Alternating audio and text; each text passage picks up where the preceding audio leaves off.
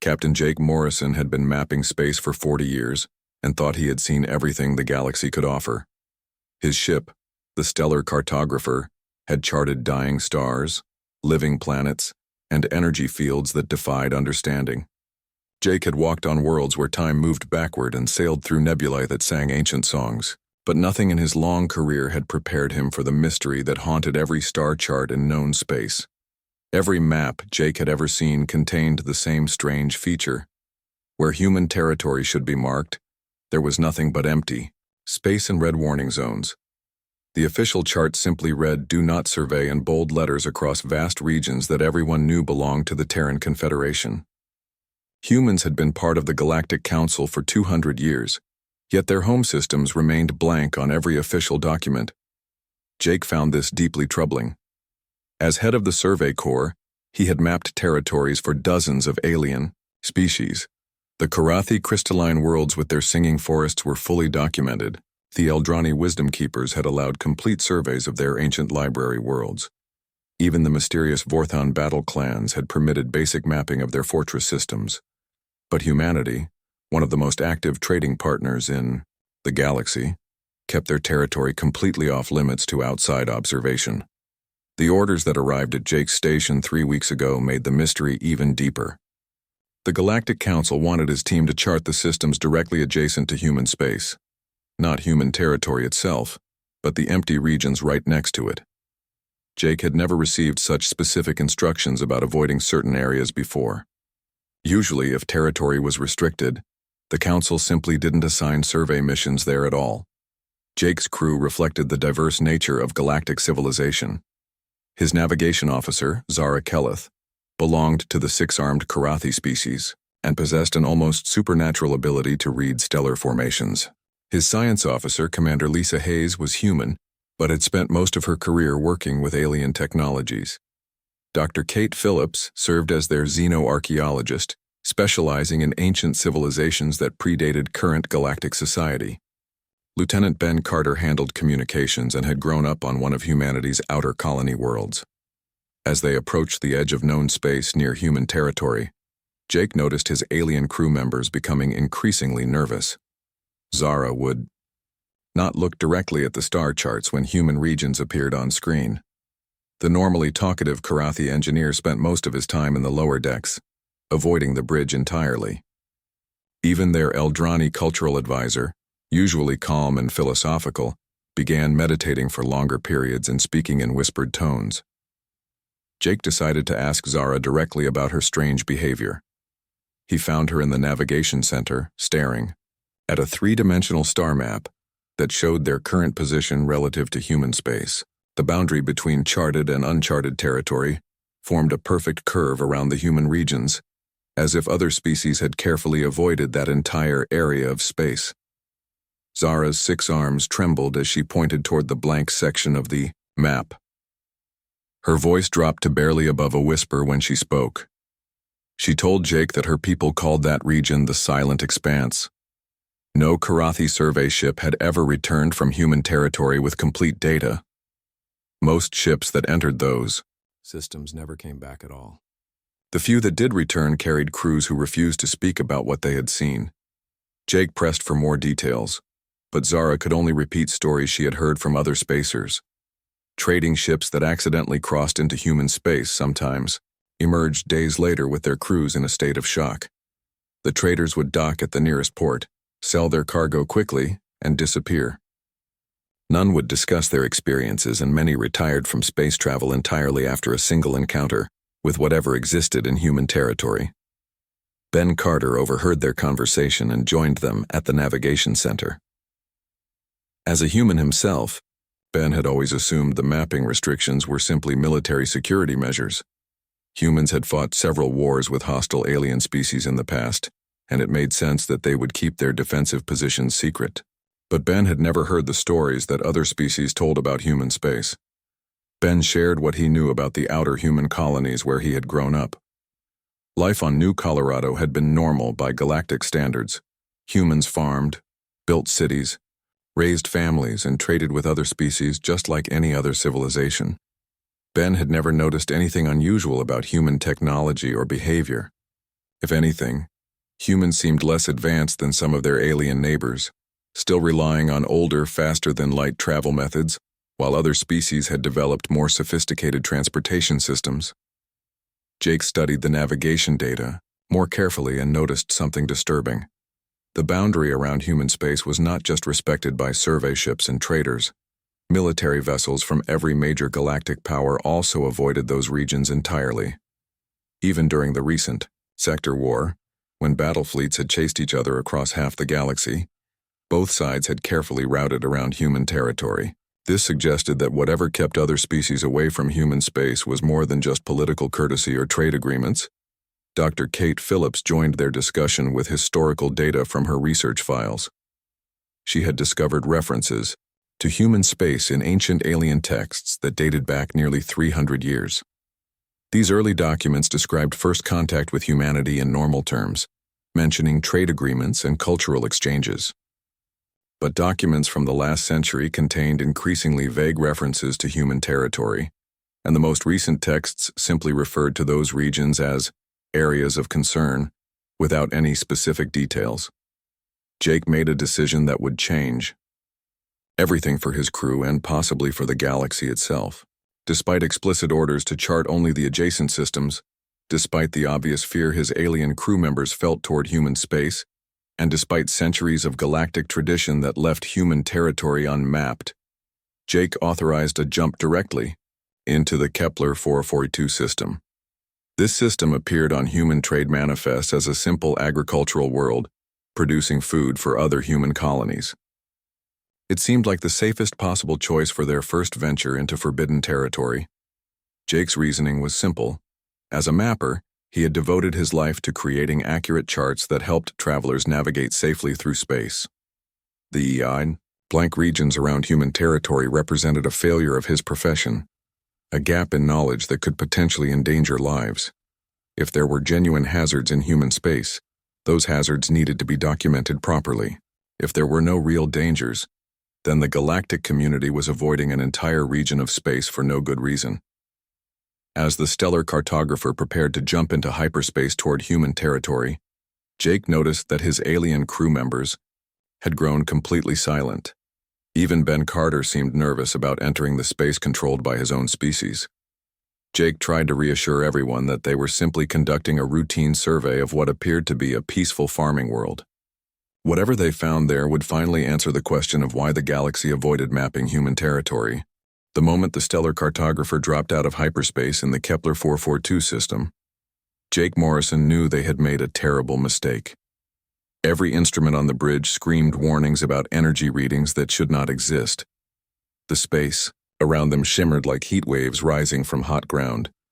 But they were millions of miles from any star. Reality itself seemed unstable in this region of space. Commander Lisa Hayes stared at her science console in complete confusion. The electromagnetic readings made no sense according to any known laws of physics. Energy was flowing through space, in patterns that her instruments could detect but not classify. The readings suggested technology far beyond anything in the galactic database. Yet this was supposed to be a simple human farming world growing food for nearby colonies. Jake ordered his crew to focus their sensors on the planet below. What appeared on their screens was nothing like the agricultural world described in human trade documents.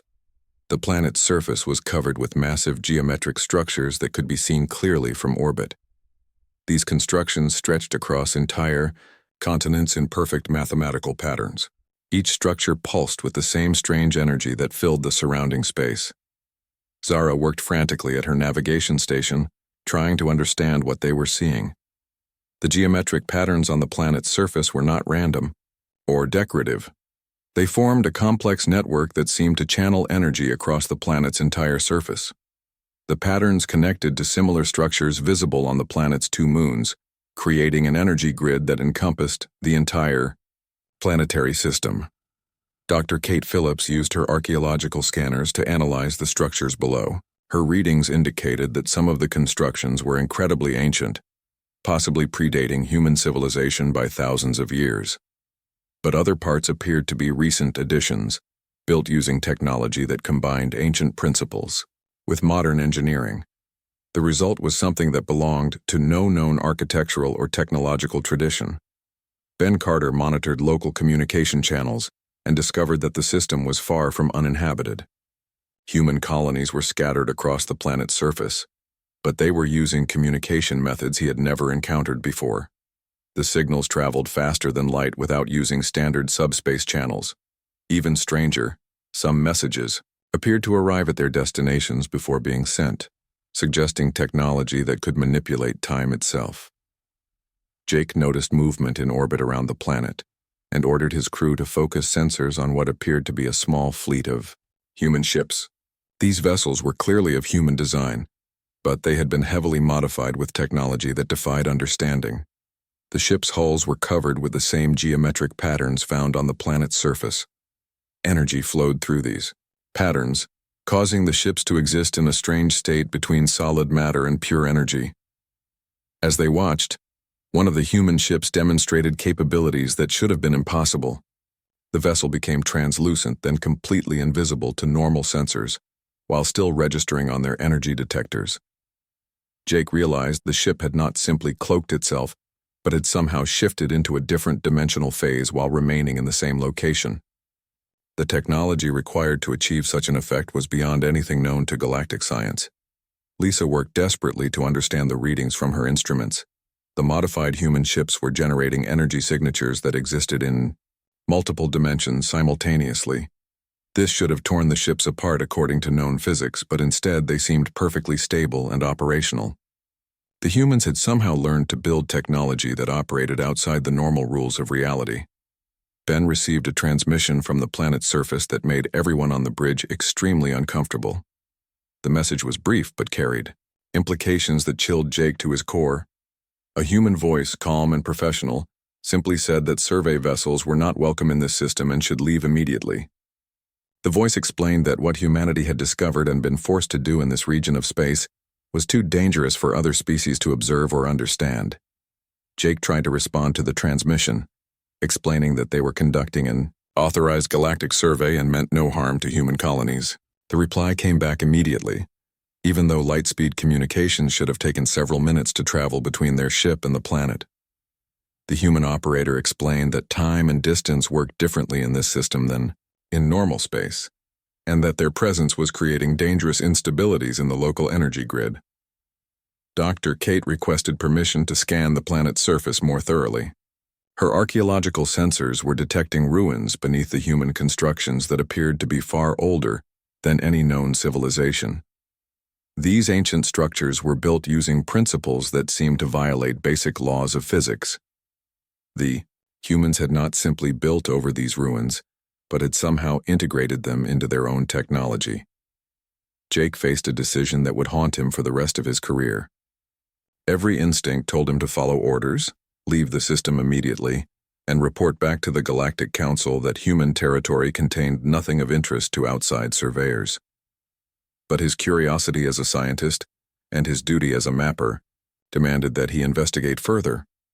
The energy readings, the modified technology, and the ancient ruins suggested discoveries that could revolutionize galactic understanding of physics and engineering. Zara pleaded with Jake to leave the system before their presence attracted unwanted attention. Her people's legends spoke of ancient evils that slept in the dark spaces between stars, and the energy signatures they were detecting matched descriptions from her species' oldest cautionary tales. She believed they had stumbled into something that predated current galactic civilization and was inherently hostile to all forms of organized life. Lisa presented Jake with sensor data that supported Zara's concerns. The energy patterns they were detecting were not simply advanced technology, but seemed to represent a fundamental alteration in the nature of space and time itself. The humans in this system had somehow learned to manipulate forces that other species did not even know existed. This suggested either incredible scientific advancement or contact with something beyond normal understanding. Ben tried contacting other human colonies to verify what they were seeing, but his communications were blocked by energy fields around the system. The humans in Kepler 442 were completely isolated from the rest of human civilization, suggesting that whatever they had discovered was too dangerous to share even with their own species. This isolation implied threats so severe that an entire human population had chosen to cut themselves off from the galaxy rather than risk spreading contamination. Jake authorized a closer approach to the planet despite his crew's obvious terror. As their ship moved deeper into the system, the energy readings became more intense and the space around them continued to shimmer with distortions. Jake began to understand that they were not simply observing advanced human technology, but were witnessing the results of humanity's encounter with something that challenged the basic structure of reality itself. The farming world described in human trade documents did not exist. In its place was something that defied classification, a hybrid of ancient alien technology and human engineering that had created capabilities beyond imagination. Jake realized that every species in the galaxy had been wise to avoid mapping this territory. Some discoveries, he was beginning to understand, were too dangerous for civilized beings to study or document. Against every reasonable instinct and despite the obvious terror of his alien crew members, Jake Morrison ordered the stellar cartographer to move closer to the planet below. What his team discovered in the following hours would explain not only why the galaxy avoided mapping human territory, but why humanity had become the most feared and respected species in known space, despite being relative newcomers to galactic civilization. Dr. Kate Phillips used her archaeological equipment to scan the ancient structures beneath the human constructions. Her readings revealed something that defied everything she understood about galactic history. The ruins were not simply old, but appeared to have been built using technology that operated on principles completely alien to current scientific understanding. More disturbing, the construction techniques suggested builders who did not experience time and space in the same way as normal matter-based life forms. Kate's voice shook as she reported her findings to Jake. The ancient structures had not been abandoned or destroyed by natural forces. Instead, they showed clear evidence of violent conflict. Massive blast craters, melted metal that had been heated beyond any known temperature, and impact patterns that suggested weapons capable of tearing holes in space itself. Whatever had built these structures had been involved in a war unlike anything in recorded galactic history. Commander Lisa Hayes focused her sensors on the human additions to these ancient sites. The humans had not simply built over the ruins, but had carefully integrated their own technology with the alien constructions. This integration required understanding of physics that no known species possessed. Lisa realized that humans had somehow learned to operate technology that existed partially outside normal reality, allowing them to interact with structures that should have been impossible to touch or modify. Ben Carter managed to establish limited communication with human colonies on the planet's surface. The conversations were brief and heavily coded, but Ben gradually pieced together a story that explained everything they were witnessing. The humans in this system were not simply colonists or farmers, but were military specialists, trained to operate in conditions that would drive normal minds to madness. The story Ben extracted from coded communications painted a picture of first, contact gone terribly wrong. Human deep space explorers had discovered these ancient ruins while searching for new worlds to colonize. The ruins contained technology that humanity did not understand but recognized as potentially valuable for defense against hostile alien species. Early human scientists had attempted to study the structures using conventional methods. Jake learned that the first research teams had disappeared entirely, not killed or captured but somehow erased from existence itself.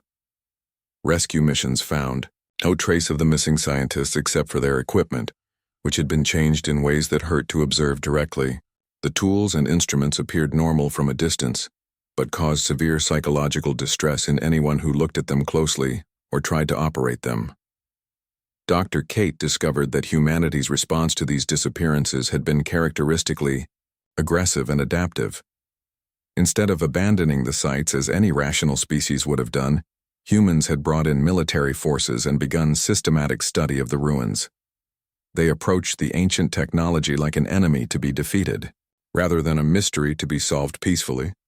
Lisa's sensor readings revealed the results of this military approach to xenoarchaeology. Humans had learned to reverse engineer technology that operated outside normal physics by treating it as a weapon to be captured and turned against its original creators. They had developed techniques for studying structures that existed in multiple, dimensions by partially shifting their own consciousness into those same dimensional spaces. Ben translated more communications from the planet's surface and discovered that the human colonists were not volunteers, but were specially selected individuals who had undergone extensive psychological and physical modification. These modifications allowed them to perceive and interact with technology that would drive unmodified minds insane. The process was dangerous and irreversible, creating humans who were no longer entirely human in the conventional sense. Jake began to understand the true scope of what humanity had accomplished in this system. They had not simply discovered ancient, alien technology but had essentially conquered it, turning weapons designed to destroy organized matter and consciousness into tools for their own defense and expansion. The geometric patterns covering the planet's surface were not decorative, but were actually containment systems designed to keep ancient forces under human control. Zara's worst fears were confirmed when she managed to translate some of the energy patterns using her species' oldest historical records. The signatures matched descriptions of entities that her people called the Unmakers, legendary beings from before the current galactic civilization who existed to return the universe to primordial chaos.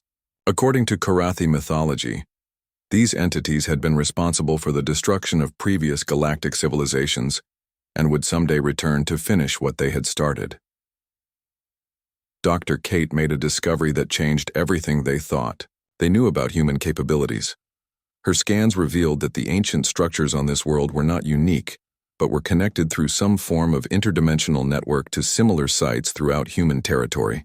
The geometric patterns they had observed were actually part of a vast early warning system that allowed humans to monitor threats that existed outside normal space-time. Lisa realized that the modified human ships they had observed were not simply using advanced technology, but were crewed by individuals who had been trained to exist in multiple dimensional phases simultaneously. These humans could perceive and combat entities that normal beings could not even detect. They had essentially evolved themselves into something capable of fighting enemies that existed beyond the reach of conventional weapons or defenses. Ben discovered that the communication systems used by the human colonies were not faster than light technology, but were actually messages sent through dimensional spaces where time flowed differently. This allowed the humans to coordinate responses to threats that moved through normal space-time, giving them tactical advantages that seemed almost prophetic to outside observers. Jake began to understand why every species in the galaxy had agreed to avoid mapping human territory. Humanity had not simply discovered dangerous alien technology, but had transformed themselves into something that other species found deeply disturbing to observe or interact with. The humans in these systems possessed knowledge and capabilities that could threaten the sanity and stability of anyone who tried to study them too closely. The revelation hit Jake like a physical blow when he finally understood the true nature of what they were witnessing. Humanity had encountered something that should not exist according to known laws of physics, something actively hostile to all forms of organized matter and consciousness. Instead of fleeing or seeking help from other galactic powers, humans had chosen to fight this threat directly, modifying themselves and their technology until they became capable of containing forces that predated the current universe itself. Jake realized that the blank spaces on galactic maps were not areas avoided out of fear of human aggression, but were quarantine zones maintained by mutual agreement between humanity and the rest of galactic civilization. Other species stayed away not because humans threatened them, but because human territory contained knowledge and entities that were too dangerous for normal minds to encounter. Humanity had essentially volunteered to become guardians against cosmic threats that could destroy galactic civilization, and the price they had paid was to become something that no longer fit comfortably within that civilization.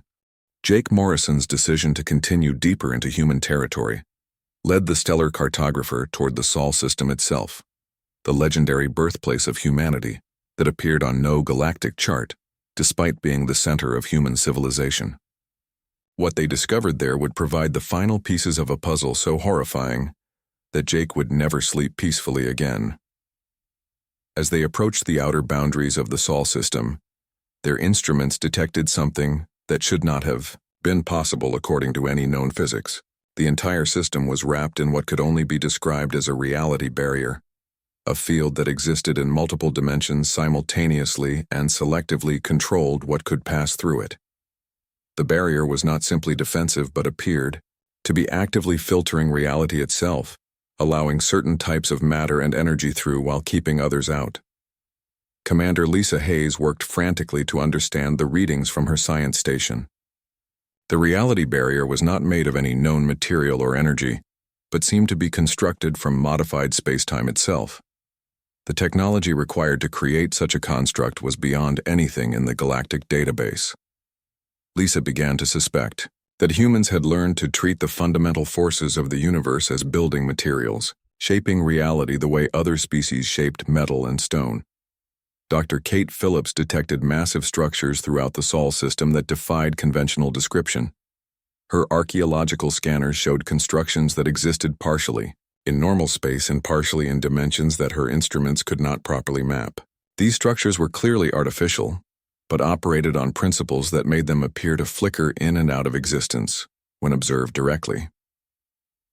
Ben Carter attempted to establish communication with the human authorities in the Sol system, but discovered that normal communication channels would not function properly within the reality barrier. The space around Earth had been modified in ways that made standard faster-than-light communication impossible. Instead, signals had to be transmitted using methods that Ben did not recognize and could not replicate with their ship's equipment. Jake ordered his crew to maintain their distance from the reality barrier while they studied it from the outside. Even from millions of miles away, the field generated readings that made their instruments behave erratically. Zara reported navigation problems as space itself seemed to bend and twist around the barrier, creating gravitational effects that followed no known laws of celestial mechanics. After several hours of observation, they were contacted by Admiral Robert Kane of the Terran Defense Force. His message was transmitted using frequencies that should not have been able to carry information, and it arrived at their location instantly despite the vast distances involved. Kane's voice was calm and professional, but there was something in his tone that suggested he was accustomed to dealing with situations beyond normal human comprehension. Admiral Kane invited Jake and his crew to meet with him at coordinates outside the reality barrier, explaining that what they needed to understand could not be communicated through normal channels or discussed over standard communication systems. Kane warned that the knowledge they were seeking was dangerous, and that exposure to it would change them in ways they might not be prepared to accept. Jake agreed to the meeting, despite the obvious terror of his alien crew members. When they arrived, at the designated coordinates, they were met by a human vessel that appeared normal from a distance, but became increasingly disturbing as they approached. Kane's ship was clearly of human design, but it had been modified with technology that made it exist in multiple realities simultaneously. The meeting took place aboard Kane's vessel, which Jake discovered could somehow create pockets of normal space-time within its modified hull. This allowed Jake's alien crew members to function without being driven insane by exposure to the ship's multidimensional properties. Kane explained that these accommodations were necessary because unmodified beings could not safely exist in the same space as humans who had undergone the changes necessary to operate in the Sol system. Admiral Kane was a tall, serious man who appeared to be in his 50s, but there was something in his eyes that spoke of experiences beyond normal human comprehension. He moved with the careful precision of someone who had learned to exist in multiple dimensional states simultaneously. When he spoke, his words carried harmonics that suggested his voice was resonating through several different layers of reality at once. Kane began by explaining that 30 years earlier, human deep space explorers had encountered something in the void between galaxies that challenged everything humanity thought they knew about the universe. These entities, which humans had designated as unmakers, were survivors from a previous cosmic cycle who viewed all organized matter, energy, and consciousness as infections that needed to be eliminated from existence. The first encounter with the Unmakers had taken place at Proxima Centauri, humanity's first interstellar colony. Kane described how 50,000 human colonists had simply ceased to exist, not killed or destroyed, but retroactively removed from reality itself. The only evidence they had ever existed was in the memories of people who had left the system. Before the attack, and even those memories faded over time as reality adjusted to erase all traces of the vanished colony. Jake felt his understanding of the universe crumble as Kane continued his explanation. The Unmakers were not simply another hostile alien species, but were entities that existed before the current universe began. They possessed the ability to unmake organized matter at a fundamental level, returning complex structures to primordial chaos. They viewed the current universe as a temporary aberration that needed to be corrected through the systematic elimination of all organized existence. Kane explained that humanity's response to this threat had been characteristically human in its combination of aggression, adaptability, and complete refusal to accept defeat. Unable to fight the Unmakers using conventional technology or tactics, human scientists had done something that no other species had ever attempted. They had studied captured Unmaker essence and learned to partially integrate it into human consciousness and technology. The process Kane described was horrifying in its implications. Humans in the deep core systems, including everyone living in the Sol system, had undergone modifications that allowed them to perceive and interact with entities that existed outside normal reality. These modifications were not simply technological augmentations but represented fundamental changes to human consciousness that made modified humans capable of thinking and existing like their cosmic enemies while somehow retaining their essential humanity. Kane demonstrated his own modifications by briefly shifting into a multidimensional state that allowed Jake to see him existing in several different phases of reality simultaneously. The sight was deeply disturbing, as Jake's mind struggled to process the image of a being that was simultaneously present and absent, solid and ethereal, human, and something far beyond human. Dr. Kate asked about the ancient ruins they had discovered throughout human territory, and Kane confirmed her worst suspicions. The Unmakers had left traces of their presence throughout the galaxy during previous cosmic cycles, and these ruins served as anchor points that allowed them to enter normal space-time from their native dimensional void. Humanity had discovered these sites and learned to turn them into containment facilities and early warning systems. Lisa inquired about the reality barrier around Earth, and Kane explained that it was humanity's ultimate defense against Unmaker infiltration. The barrier existed in multiple dimensions simultaneously, and could detect and neutralize Unmaker influences before they could gain a foothold in normal reality. Maintaining the barrier required constant vigilance from modified humans who could perceive threats that normal beings could not even detect. Ben asked the question that Jake dreaded hearing answered. Kane confirmed that the modifications necessary to fight the Unmakers made humans into something that other species found deeply unsettling to observe or interact with. Modified humans existed in multiple dimensional phases, possessed knowledge of cosmic forces that could drive normal minds to madness, and had learned to manipulate reality in ways that violated natural law. Jake finally understood the terrible truth behind the blank spaces on galactic maps.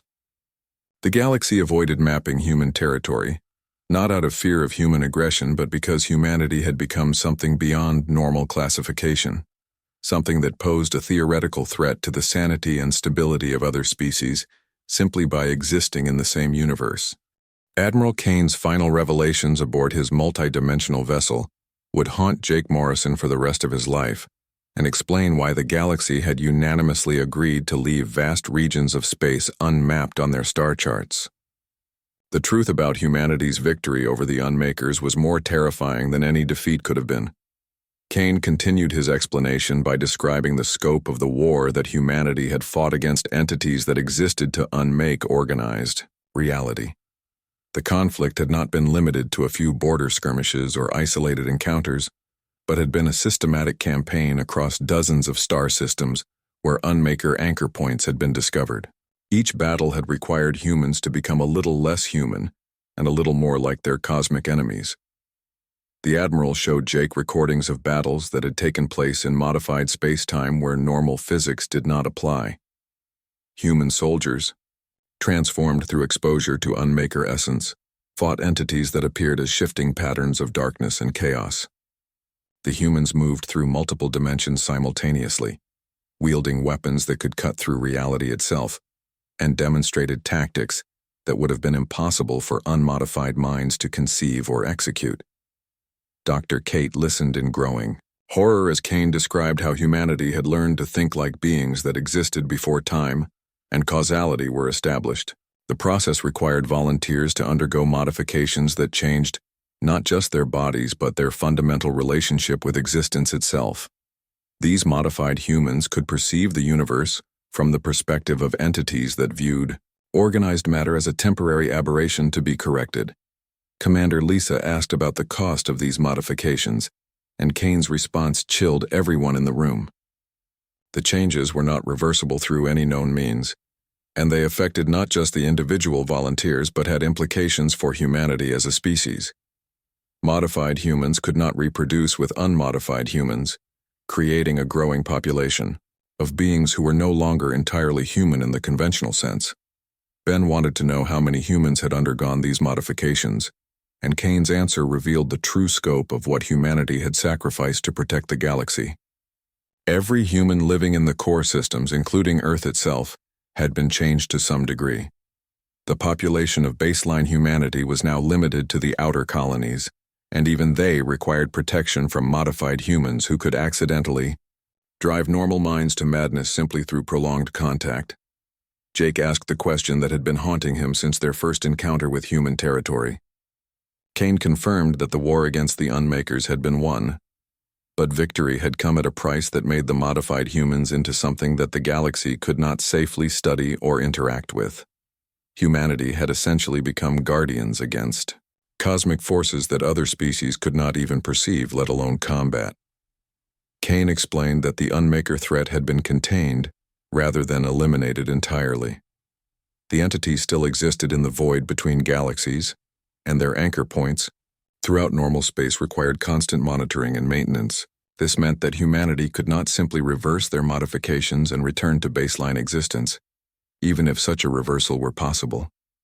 Zara asked through her translation device why other galactic species had not been informed about the Unmaker threat, and Kane's response revealed the wisdom behind the conspiracy of silence. Knowledge of the Unmakers was itself dangerous, as understanding their nature and capabilities could make individuals vulnerable to their influence. The galaxy was safer when most beings remained ignorant of threats that existed beyond their ability to comprehend or combat. Dr. Kate inquired about the ancient ruins found throughout human territory, and Kane revealed that these sites served multiple purposes. They functioned as early warning systems that could detect Unmaker activity across vast distances, as containment facilities that prevented Unmaker essence from spreading into normal space, and as training grounds where humans learned to operate in modified reality states. Lisa wanted to understand the reality barrier around Earth, and Kane explained that it represented humanity's ultimate sanctuary and final line of defense. The barrier could detect and neutralize Unmaker influences before they could gain access to normal space-time, but maintaining it required modified humans who could exist in multiple dimensions simultaneously and monitor threats that normal beings could never perceive. Jake asked about humanity's relationship with the rest of galactic civilization, and Kane painted a picture of voluntary isolation that protected both sides. Humans continued to trade and interact with other species through carefully controlled interfaces, but the deep core systems remained off-limits to prevent accidental exposure to knowledge or influences that could destabilize other civilizations. Kane revealed that the blank spaces on galactic maps were maintained through a secret agreement between humanity and the Galactic Council. The Council understood that human territory contained threats and capabilities that were too dangerous to document or study, while humanity accepted responsibility for containing forces that could destroy galactic civilization if they were ever released. Ben asked whether future generations of humans would be required to maintain these modifications, and Kane's answer revealed the ongoing nature of humanity's sacrifice. Each generation had to choose whether to undergo the changes necessary to continue guarding against the Unmaker threat, or to remain baseline humans living in the outer colonies under the protection of their modified relatives.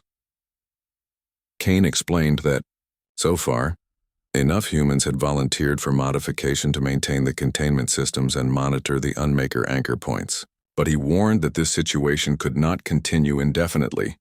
as the psychological stress of existing in multiple dimensions was enormous, and many modified humans chose to retreat into isolation rather than continue active service. Jake realized that he was witnessing the slow transformation of an entire species into something beyond normal classification. Humanity was evolving into cosmic guardians, but the process was voluntary and came with costs that no other species had ever been asked to pay.